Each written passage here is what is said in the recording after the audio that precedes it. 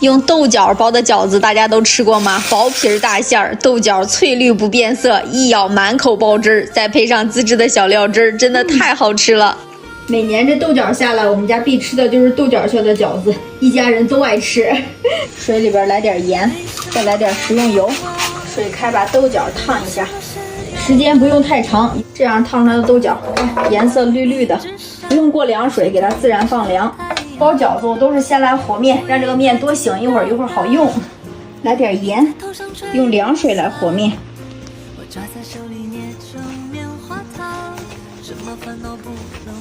软面饺子一个面汤，盖上盖子让它醒一会儿。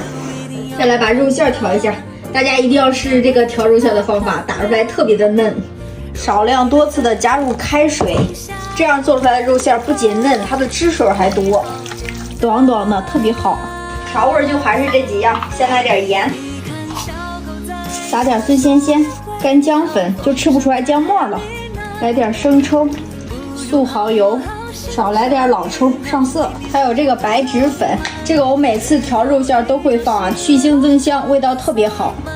搅拌均匀，再来上点小葱花，浇点料油，这是昨天晚上拌凉菜剩的。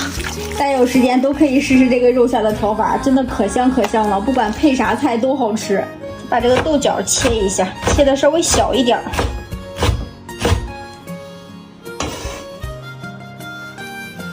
就这个馅儿你就放心去吃吧，不管是包小饺子还是大包子都好吃。准备包饺子，一会儿孩子放学回来就可以吃了。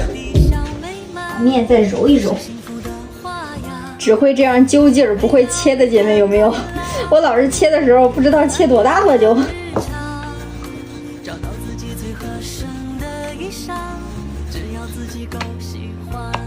肉馅的多来点馅儿，就这样给它捏住，不露馅儿就行。我主打的就是不露馅儿就行，不太好看。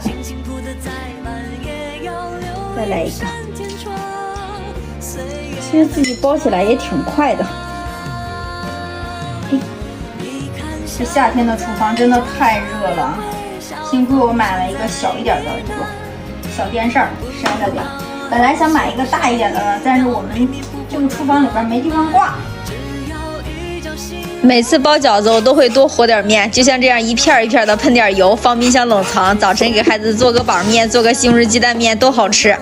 等水开直接下饺子，搅一搅，别粘底儿了。肉馅的给它多煮一会儿，来上一包这个油泼调料，来调一个小蘸料，用热油一浇，就这个料真的老香老香了。再来放点这个山西的紫林老陈醋，这个醋是酿造食醋，味道特别好。饺子好了，自己和面擀皮儿一个也不破，看这薄皮大馅儿，吃饺子一定是烫烫的。